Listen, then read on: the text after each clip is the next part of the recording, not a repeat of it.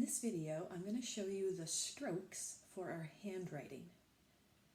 Some of them look very similar on the pages, but we need to know if we're starting at the top or the bottom or the left or the right, and doing the proper strokes will help your child's writing to be easier for them, less tiring on their hand, and also easier for you to read. And learning it this way also flows easier when they start to learn cursive writing. So these are the strokes that we have learned at school. Our first one is our raindrop, and it always starts in the sky like the rain, and it plops to the bottom. Some of our letters have tall plops, and some have small plops. The opposite of that would be our rocket ship. Our rocket ship starts at the ground and all the way to the sky. Some of them are tall, and some of them are small, depending on the letter that you're doing. Our vroom is our car, and our vroom always goes from left to right, and that can be tricky for a lot of students. Vroom, just a car driving. All of our letters, except for the uppercase G, use the vroom. Our uppercase G, do a little one here, is like this.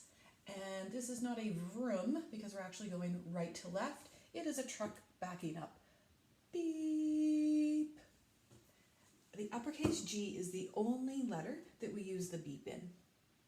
The next one is my favorite. All the students know this. It is boing. And it is a grasshopper starting on the ground, jumping up and going back to the ground. Boing. So that's used in lowercase m and n and h. The R is a little bit different. It does have a boing, but the students know that so we would plop down and then it boings, but he gets stuck in the air and then flies away. Our next one is schlang. This one starts on the left, goes to the right. Schlang. So you can see we would actually use that for the letter 3 as well.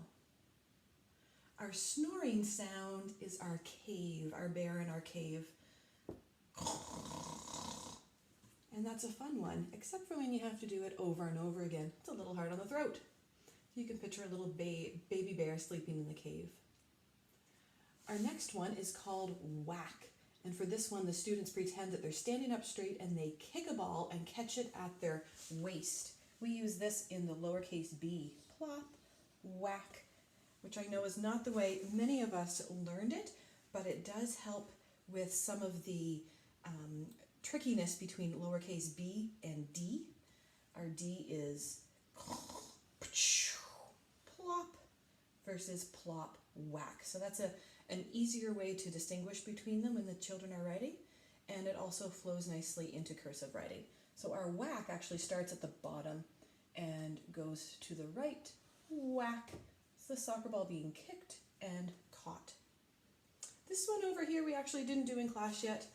It is just the dot, the tick on top of your I, lowercase I or lowercase j. The students love this one. We go up the mountain, climbing the mountain, and then we get to wee, slide down the mountain.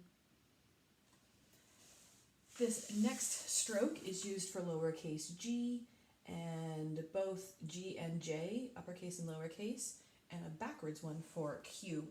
And it's plop, and then it goes whoop. So this curve on the bottom is called the whoop that we get. So that could be, of course, your uppercase J, whoop, your lowercase j, your G would go whoop. And our blowing sound is only used for O and uppercase Q. We can picture a pinwheel for that one. And I just realized that I forgot one. It is splash. Splash is a dolphin jumping into the water, splash, and back out again. It's, you can clearly see, used for the uppercase U, also the lowercase u, splash, and then a plop. Well, hopefully that will help you when you're doing your handwriting with your children to keep them doing it the best way that's for them. And the main thing is remembering that most of our strokes all start at the top and go to the bottom, with the exception of the whack. That's kind of the key thing to remember when they're working on their handwriting. Thank you.